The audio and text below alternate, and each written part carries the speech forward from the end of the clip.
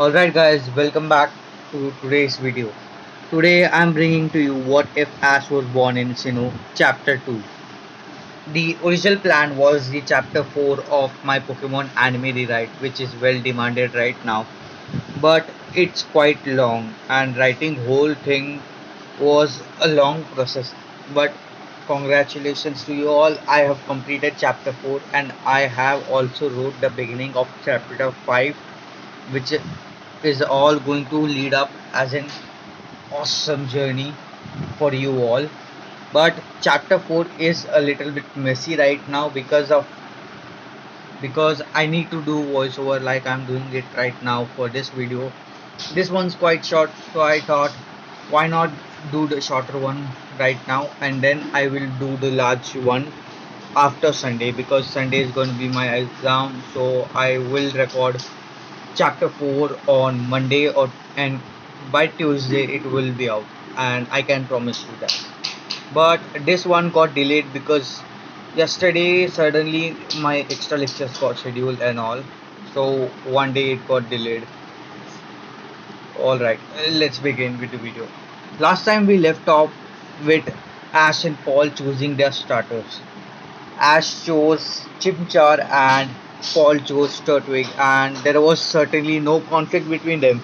I also gave them a backstory how they grew as best friends, and there's a lot of things that both of the characters exchange while growing together. Like Paul is quite serious, so Ash got to learn some discipline, some manners from him, as his parents noticed it over time. And Paul also got to know that sometimes you need to lose yourself and enjoy few things. That's something he got to learn from Ash. And also one more thing I would mention before starting of today's chapter is that I'm doing it all unscripted. As it is, I would be speaking things on in front of you, so things take time. And if there's any mistake in between, the wordings and all get messed up, please forgive me. I'm doing this unscripted. I have just wrote points and I'm going through them. All right. So let's begin its story. Both the main characters, Ash and Paul, are out on Route 202. Ash and Paul walked along the winding path of 202. Starlies and the occasional Bidoof hurried past them. Slight grey clouds were in the sky. A light drizzle had started. Ash and Paul weren't going to be a beat a weak thunderstorm. It actually refreshed them. Paul suddenly had an inspirational idea. Say Ash, why don't you let your Chimchar out to be brave in the rain? It will train him to be tough against water. Ash yelped at him. Are you crazy? That would hurt him. To which Paul replied, no, hear me out. It's only a light drizzle, so it won't hurt that much. I'll send out Turtwig too. No pain, no gain. So, going with the strategy of no pain and no gain, Ash mentally debates about it and says to himself, I want Chimchar to be strong, but I don't want him to get hurt.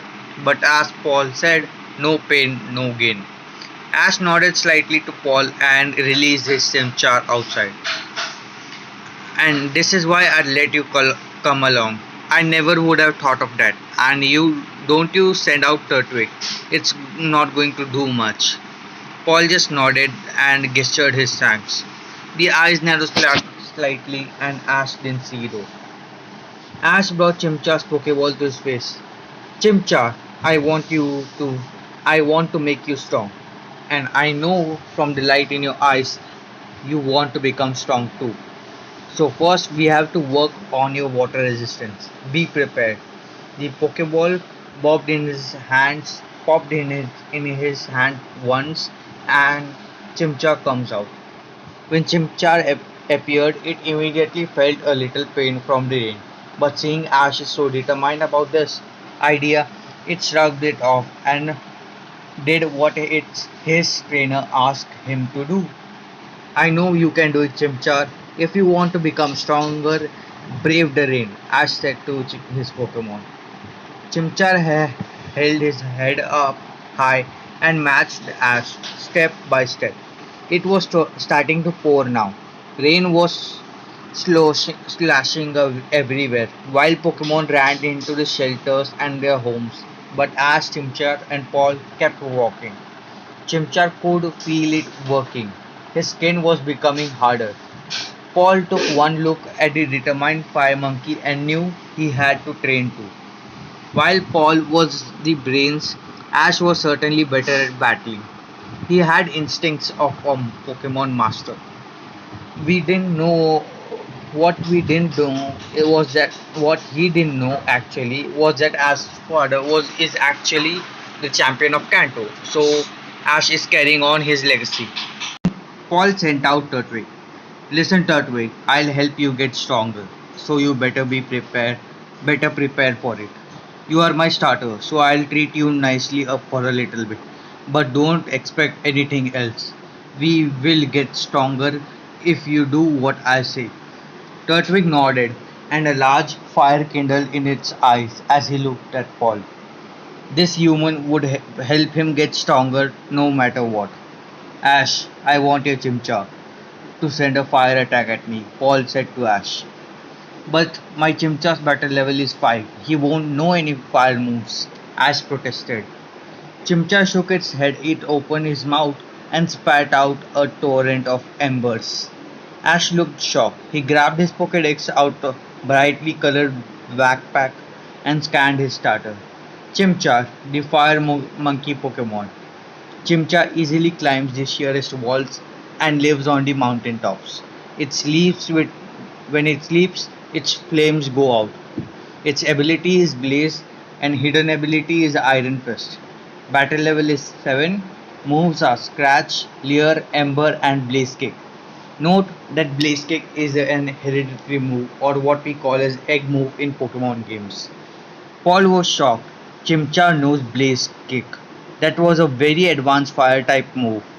It was itching. He was actually itching with jealousy. Ash, on the other hand, was jumping up and down in excitement despite the rain. Chimchar looked at its trainer curiously. The rain had died down into a sprinkle and had no effect on Chimchar. Paul pulled out his Pokédex too and scanned his curious Turtwig. Turtwig, the tiny leaf Pokemon. Its shell is made out of earth. When it absorbs water, it becomes harder. Battle level 6, ability Overgrow, hidden ability Shell Armor, moves are Tackle, Withdraw, Seed Bomb. Paul was sighed in relief, since Turtwig also knew an egg move, which was actually Seed Bomb. At least his Pokemon wasn't that far behind Ash, it was just one level away. Paul turned and mocked and glared at Ash, stopping him from dancing. I bet that Don Girl's Piplup has a hidden move too. Otherwise, it wouldn't be fair. Ash nodded, agreeing completely. Paul's sense of logic was far ahead of Ash. He had received the bestest score in Wheelstone City, while Ash was the best in Twinleaf Town. If we keep at this place, we'll reach Jubilee Life City in no time. Ash said to Paul. Paul shook his hand and both the companions walked towards the city. Just then, Paul complained, can you just order Chimchar to Ember at my Turtwig now? Ash growled playfully, Chimchar, use Ember on Turtwig. Chimchar threw its head back and spat out a huge torrent of embers. It hit Turtwig right on. But since Turtwig was already exposed to water, it cancelled out the type weakness. As the group walked towards the Jubilee city, Ash called out commands for his Pokemon. Soon they were having an all-out battle.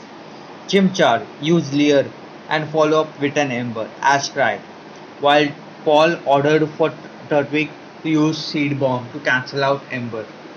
Chimchar leered at Turtwig for a second before jumping in the air and delivering a huge burst of embers at him. Turtwig heard Paul's command and sent out a burst of seeds that dropped heavily towards the ember, intercepting it. Ash growled with annoyance.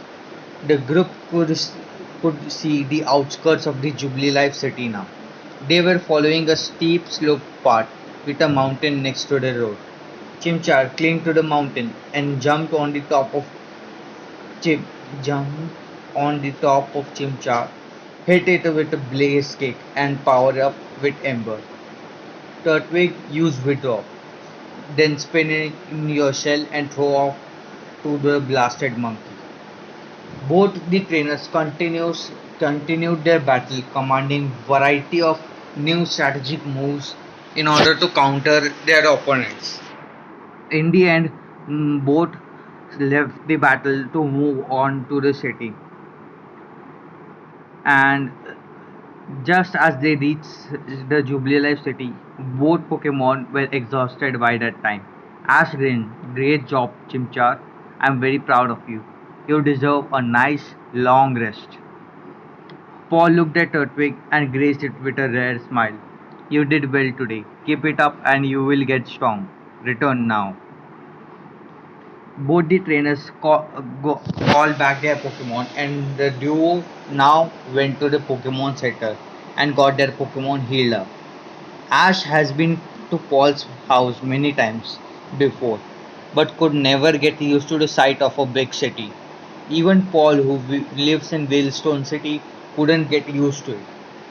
It was here that Ash and Paul did different things. Paul wanted to rest up, while Ash wanted to explore the outskirts of the city. Then they would meet up for the lunch at 12 p.m. Then order the room at the front corner of the Pokemon Center. "You can have room number 14, it's on your right. We'll bring your Pokemon for you," Nurse Joy said at the counter. Ash walked towards Route 203. He was sitting on a bench in the shadows looking at the lights of the city and a whimper around him. A brown ball of fur was just visible in the bushes. Ash got up quickly. It was a Pokemon. And what type of Pokemon was it? He crept closer, and finally was able to see the injured form of an Eevee, just barely out of its baby stage. He cursed. His backpack was in the room and Paul were sharing. However, he did spare a Poke Treat and a Pokeball. Chimchar was still being cured in the Pokemon Center. He whispered soothingly to the injured Eevee, "Don't worry, I won't hurt you." Eevee looked up, scrambled backwards before curling into a ball and whimpering again. Questions ran through Ash's head. Why is there an abandoned Eevee? Why is there an Eevee in the Sinnoh? Was it transported? Ash jumped behind the bush. He didn't want anyone to see him or the Eevee. He grabbed the pocket treat and unwrapped it. He laid it in front of the creature. Eevee was obviously starving. A sweet aroma of the pocket treat drifted towards the Eevee. Being hungry for so many days, it immediately grabbed it and ate it. Despite its abused stomach, it found the treat pleasing. It looked at a human in front of it. Human was kind and it needed a home. So Eevee finally came in front of Ash and started curling him. Both kind of became like friends. It rolled around Ash multiple times. Maybe it wanted to be captured and didn't resist. Or maybe it was too tired to do so. It didn't matter. Ash grabbed the Pokeball off the ground and sprinted towards the Pokemon Center. Eevee was now Ash's. But Ash must have ran 2 or 3 miles in 30 seconds. He burst through the doors and luckily no one was in line at the counter. He thrust the Pokeball towards Nurse Joy at the counter and cried, "Help it." Nurse Joy took one look at Ash's face and grabbed the Pokeball. She heard it. She handed it over to Chansey. Chansey sprinted towards the back room. Paul had heard the commotion in the Pokemon Center. Apparently, everyone did. Paul and Ash worriedly. Paul saw Ash and worriedly dragged him to their room. Everyone at the Pokemon Center looked at Ash and Paul weirdly before going back to their supposed activities. Paul dragged Ash to a chair and sat down himself. What happened? By now, Ash still hadn't recovered from the intense workout. Ash said, I Eevee City in a Pokemon Center. Paul frowned by this. And Eevee, aren't those supposed to be aren't those supposed to be around soon? Did those aren't supposed to be around soon? Did you capture it? Ash looked up at him and gave him a smile. Of course I did. It was a spiky-eared Eevee too. I found it abused on these city streets and took care of it. Actually, spiky-eared Eevee are a lot rare, even rarer than the shiny forms of it. Paul smiled slightly at the last part. Well, I must say, I'm very jealous right now that you have a spiky-eared Eevee. But I'm happy for you. Ask Grim, that's what I thought of you. Ding dong, the doorbell rang. Ash got up and answered the door. Chansey held a tray with a divider down the middle. Half had two Pokeballs, while the other had only one. He took all three Pokeballs and headed back to Paul. Chansey closed the door and waddled away. Paul took Turtwig's Pokeball and nodded his thanks. He digested the piece of information. We should head to Route 203 next. Oreburgh City is just beyond that. We have to pass through a cave. But who cares? We'll capture more Pokemon. Ash just nodded and jumped in his bed. He dimmed the lights halfway, even though it was only 12. Won't you at least get up for the lunch? Paul demanded. Ash shook his head wearily, but he fell into a dreamless sleep. Paul growled in annoyance, went out into a Pokemon Center to have his lunch. Ash capturing his first Pokemon before him was a crushing blow to Paul's ego. However, Paul knew his first Pokemon was coming up soon. When the opportunity presented itself, he would have to take it in full stride. Later, Paul looked at Ash in annoyance. He had waited for around 2 hours and Ash still hasn't woken up. He himself was dutiful and had lunch prior to resting. He sighed mentally and couldn't expect nothing more or nothing less from Ash. He was always this lazy. Paul grabbed two Pokeballs and a few potions. He had his Pokedex and Turtwig's Pokeball on him as well. That's it. I'm going out. I'll try my luck to get a new Pokemon too. Paul left the room and walked out of the Pokemon Center. He took a deep breath. Being a Pokemon trainer was harder than he expected. He thought it was going to be a breeze, wading through the gyms, beating Ash at the Sinnoh, but already he had experienced jealousy and anger towards his best friend. He took a mouthful of air, immediately spat it out, and walked into through the Jubilife city all the way till Route 203. Maybe luck will gift me after all, he thought to himself. Started walking along the worn out road of 203. A Starly hopped in front of him. He looked at him. It looked at him curiously, but Paul pulled out his Pokédex. This Starly was nothing special according to the Pokédex. Paul snorted with disgust. These wild Starlies are really weak. Suddenly, a pebble landed on his head. It bounced off his purple hair. Paul turned around wildly, but there was no one in the clearing except for one Bidoof. It was facing the other way. Paul was tempted to scan the Bidoof, but he assumed it was weak as well. He continued on the road, suspicious of a little bit and as well a little bit afraid. He sent out Turtwig for safety reason. The turtle Pokemon came into the clearing with a loud yell. Turtwig, Turtwig. He beckoned to Turtwig and the two continued. Turtwig, Turtwig. Slowly, both walked around until Turtwig cried. What happened? Paul said. Turtwig, Turtwig, Turtwig. Turtwig replied. Paul shocked. What was such? A rock hit you too? Paul exclaimed thunderously. He looked direct at Turtwig's head, where the Turtwig's head was pointing. There was nothing. Suddenly, a flash of yellow appeared, but just as quickly it disappeared. Paul shook his head. It must have been something different because sudden flash isn't something expected in this area at least. They continued to walk forward and up up ahead.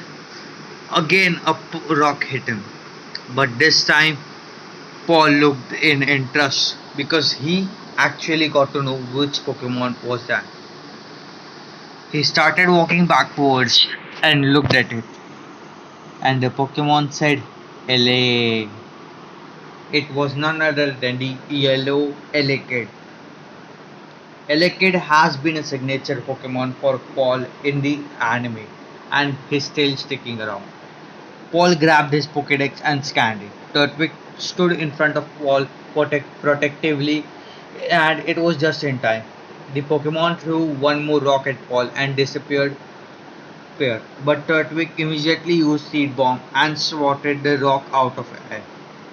Thanks, Turtwig, Paul said. Now let's see what our friend is. The Pokédex read Elekid, the electric Pokemon. It spins its arm to create a powerful electric charge. It is pre-evolved form of Electabuzz. Its weak spot is between its horns. Its ability is static, hidden ability is Vital Spirit, battle level is 9, moves are low kick, quick attack, clear, thunder shock and protect.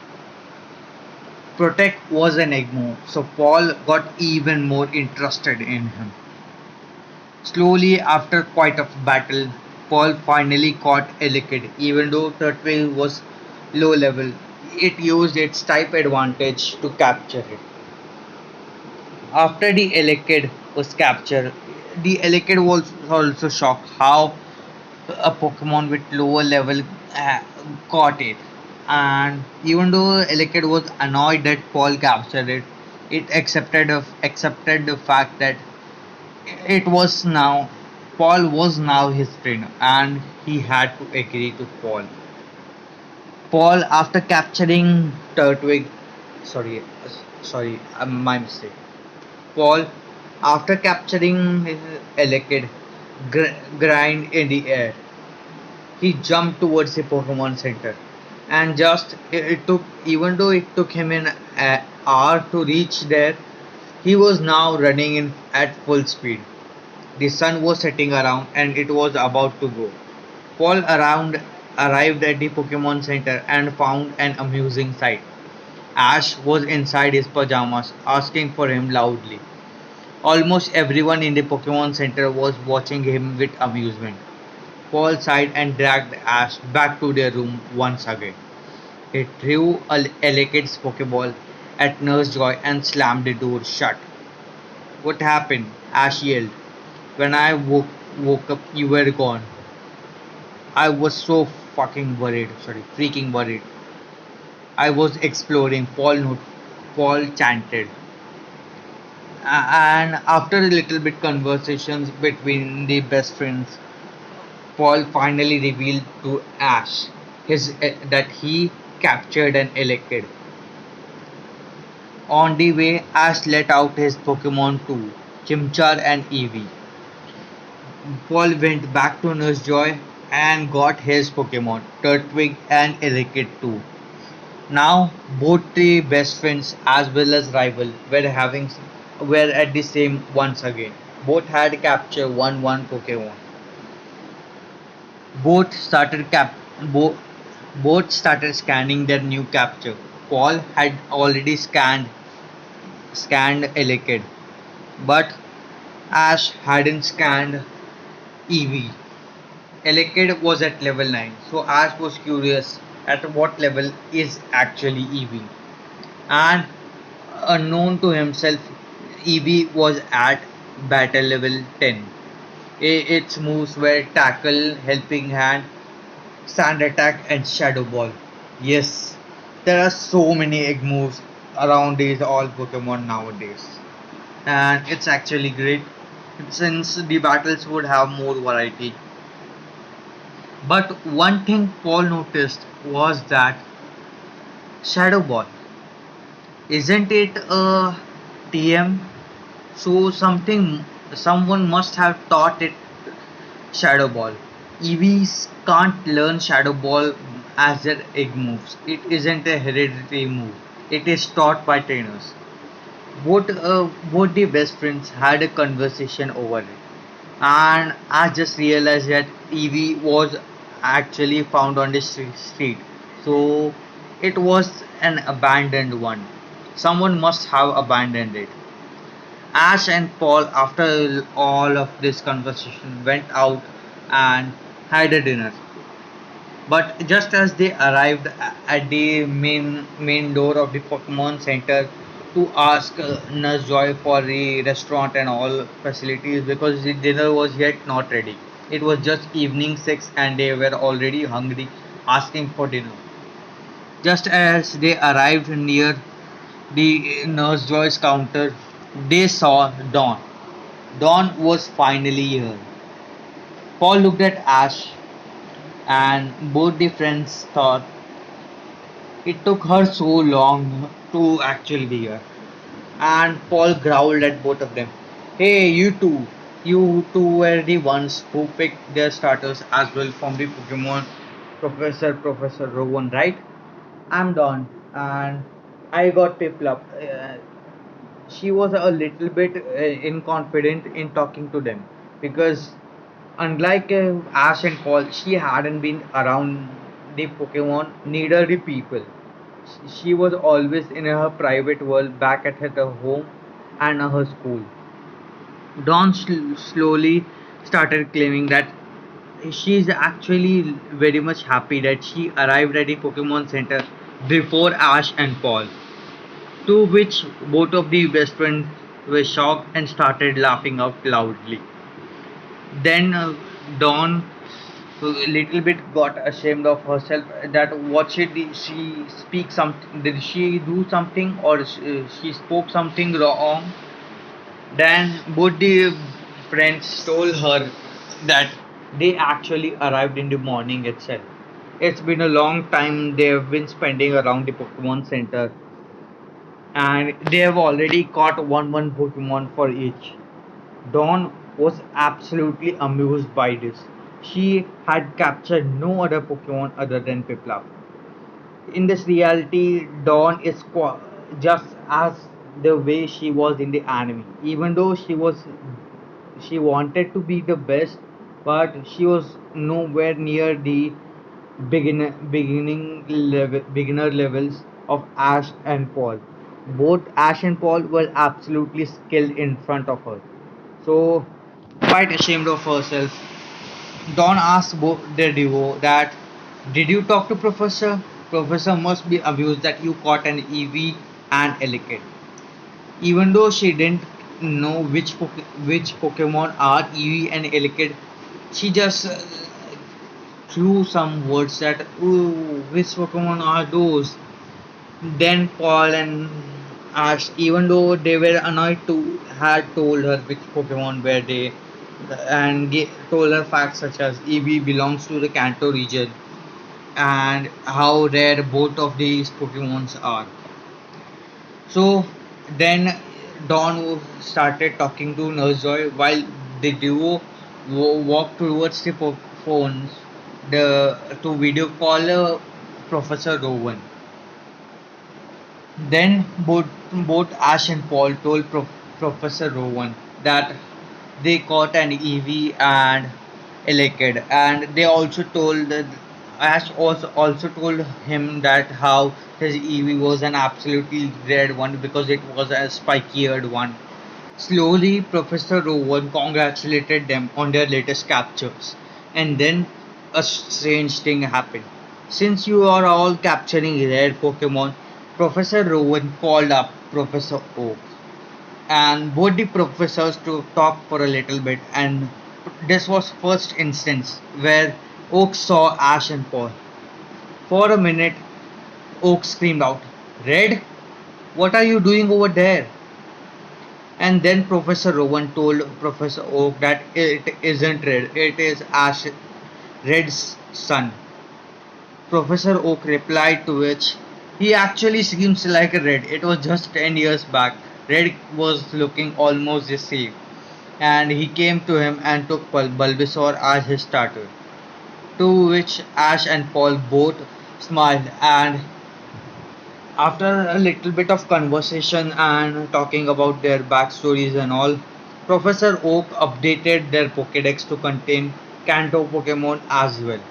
After updating their Pokédex and completing their conversations, Ash and Paul moved back to Pokemon training because in next chapter they would be going for the gym battle at the Orbub gym. Alright, guys, this was all in this story. Today, I know I messed up many things in this chapter, unlike last time, but it's all unscripted. But the Pokemon anime rewrite chapter 4 is completely scripted, so it won't be having such random things in between. And that's it for today. Thank you. Do subscribe, like, and share the video if you like what I do. And if you have any more ideas on what I should do, or you have a request for some what if videos, what if topics, and all, you can tell me in the comments or join the Discord, DM me and all. And I also have polls on the Discord and all, and major announcements are out over there. Uploading continuous YouTube videos isn't allowed back at my home and family, so that's it. Also, I am coming up with another two what ifs, which you can see in the Discord. So that's it for today. Bye bye, guys. See you next time. Yeah, actually, in few days. That's it for today. Bye.